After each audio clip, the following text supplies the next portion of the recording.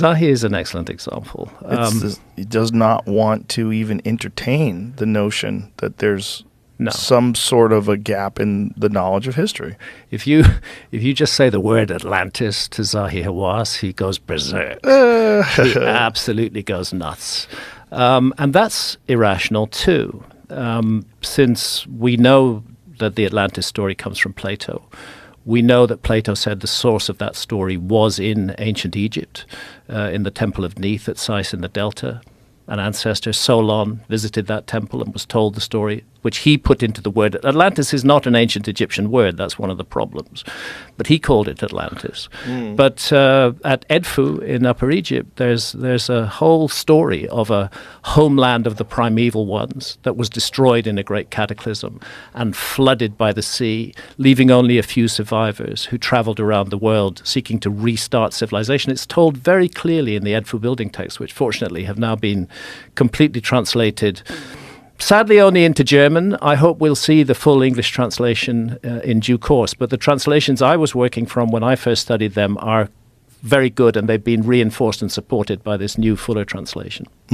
So I think the Atlantis story does have an ancient Egyptian origin, and I think the ancient Egyptians should be proud of it rather than throwing it away. And also, archaeologists should not seek to isolate the story of Atlantis from other flood myths and traditions all around the world.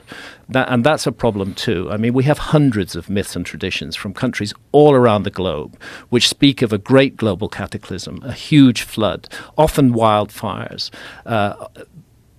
destruction of human beings and of animals, a few survivors who seek to restart civilization. It's a global story, not a single story told by Plato.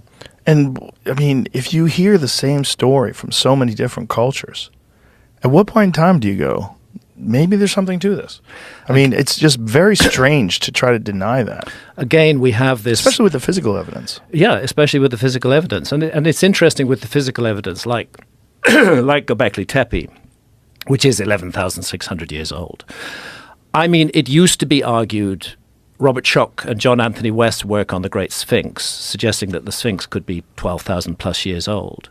It used to be argued that was impossible because there was no other site anywhere in the world, no other megalithic site of the same age. And then we discover Göbekli Tepe, and it's 11,600 years old. Now, if you can make Göbekli Tepe with its 20-ton megaliths, beautifully carved representations of human and animal figures in those pillars, if you can do that, you can cut the Great Sphinx out of bedrock as well. There's no reason to dismiss the geological evidence of the Great Sphinx anymore, but instead, what archaeology is doing is trying to finesse Göbekli Tepe. They're trying to say, oh, there was this gradual build-up to Göbekli Tepe, and they now talk about a people who they call the Natufians. Again, we don't know what they called themselves, who were predecessors of Göbekli Tepe around 14,000 years ago, and they show things that look like a tiny little stone wall that they built, the sort of thing that you can find, a dry stone wall that you can find anywhere in Wales to this day, you know. And this is supposed to be a prequel to Göbekli Tepe. I'm sorry, you just don't start off making dry stone walls and then wake up one morning and create 20-ton megaliths in huge stone circles, perfectly astronomically aligned, as we have at Göbekli Tepe. Not only that, but how? Like, what did they do? How are you even, where are you getting those 20-ton megaliths from? How far do they have to transport? In the case of Göbekli Tepe, not far. How far? Hundreds of meters. I've stood on top of one megalith that they partially cut out of the bedrock with the T-shape, but then they found a fault in it and they left it there. Oh. It would have been a 30-ton megalith. They clearly intended to release it from the bedrock, but it had a fault, so they left it alone. The quarries, the issue of the quarries for the rock at Göbekli Tepe is not too big a problem. But the transportation of those? Even the transportation, you get enough people working together, and they can move large stones. That's not in dispute. But that's where the question comes: how do you get enough people together? How do you have the organizational skills? Where do you have the mindset that plans something like this at the beginning? And that is the problem that is not answered in the case of Göbekli Tepe. That happening suddenly. And what were they using for tools? They're supposed to have just been using stone. There's not supposed to have been any metals at that period. Not even brass. Not even brass. Not even copper. I have a complicated view on Göbekli Tepe. Let's say it's my hypothesis. It's not a fact. I don't claim this is a fact.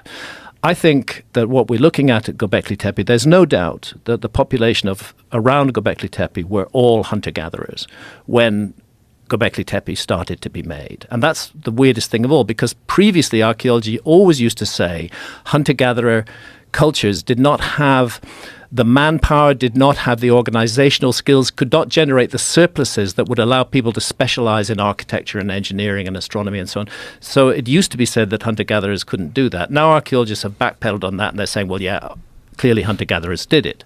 The funny thing is that during the 1,000 years that Göbekli Tepe functions, and it runs from roughly 11,600 years ago to, say, 9,600 years ago, during the 10,600 years ago, during those 1,000 years, the population of Göbekli Tepe transitions from being hunter-gatherers to being agriculturalists. So we see two new ideas suddenly appearing at Göbekli Tepe: enormous megalithic architecture and a shift from hunter-gathering to agriculture. And what Göbekli Tepe looks like to me is a transfer of technology, that people who already knew how to work megalithic architecture and align it precisely to the risings of particular stars, for example, Sirius, came to Göbekli Tepe at a time of chaos and cataclysm in the world, and they sought to introduce a new way of thinking. I think Göbekli Tepe was created as a project to mobilize the local community, to give them something to work on, to bring them together. And it's not an accident that during that 1,000 years they transitioned from hunter-gathering to agriculture. I don't see massive technical complications in creating Göbekli Tepe, except those very precise alignments. But what I do see is a sudden appearance of something that shouldn't have been there, and that requires explanation. How did they determine the emergence of agriculture versus agriculture that it existed in some areas and not others, like it does now?